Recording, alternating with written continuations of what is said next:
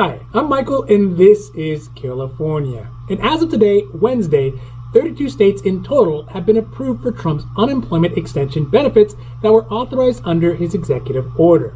The money is being provided by FEMA through a program called the Lost Wages Assistance Program, or LWA, that provides unemployed individuals with either $300 or $400 a week of extra unemployment benefits, depending on the state.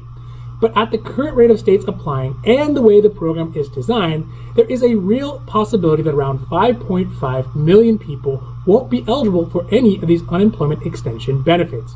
So tonight we are talking about the 5.5 million people who may never get the unemployment extension benefits, as well as new states who are approved for the LWA program and which states are still not ready to decide if they are going to participate or not.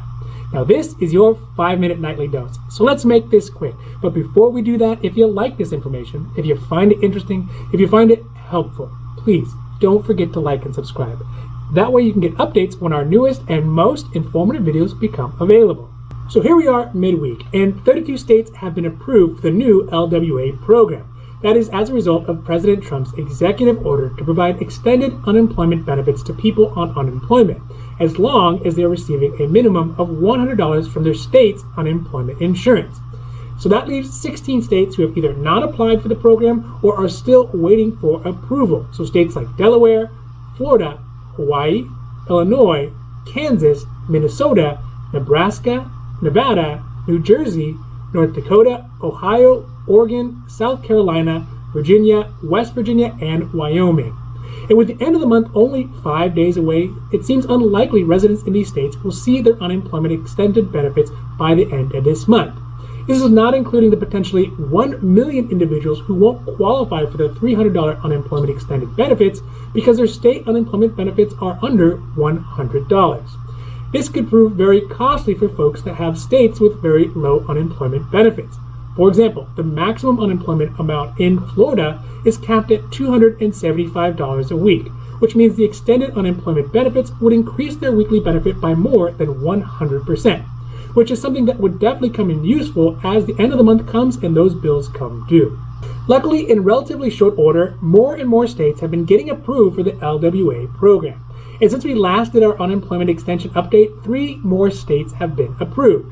These states are Arkansas, Connecticut, and Maine, bringing the total count to more than 2/3 of all states being approved. Now, I'm not going to go over every state, but here's a list of states who have already been approved for the LWA funding. And still, so far, the only state that has turned down the LWA funding is South Dakota.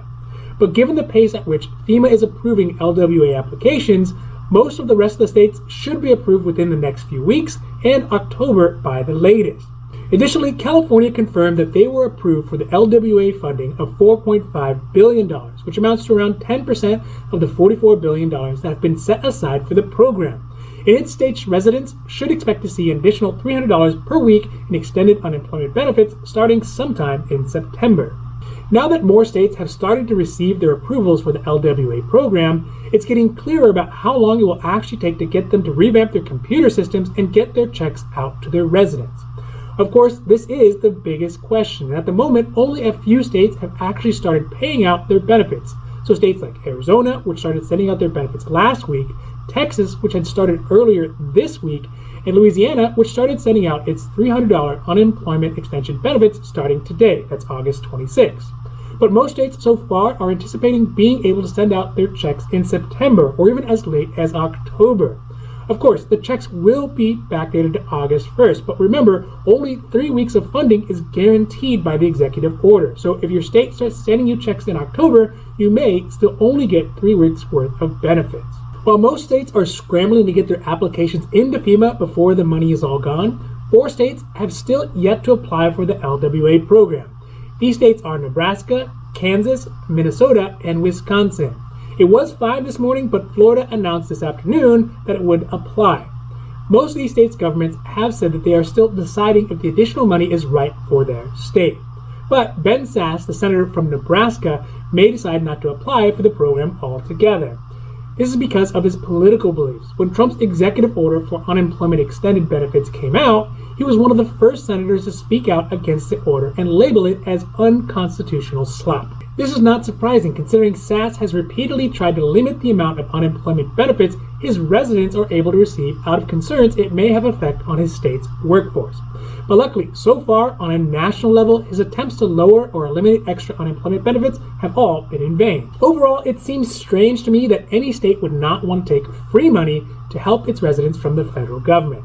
I can see that over a long period of time, and if the economy was improving and unemployment rates were down, then providing extra money to residents should only be done in small doses. But at this point in time, most states have not recovered from the lockdown and the pandemic, and people need all the support that they can get. And this seems obvious to me as well as to most other states. So we'll have to see if these few holdout states go with the majority of states and apply for the funding, or go with South Dakota and try to go without.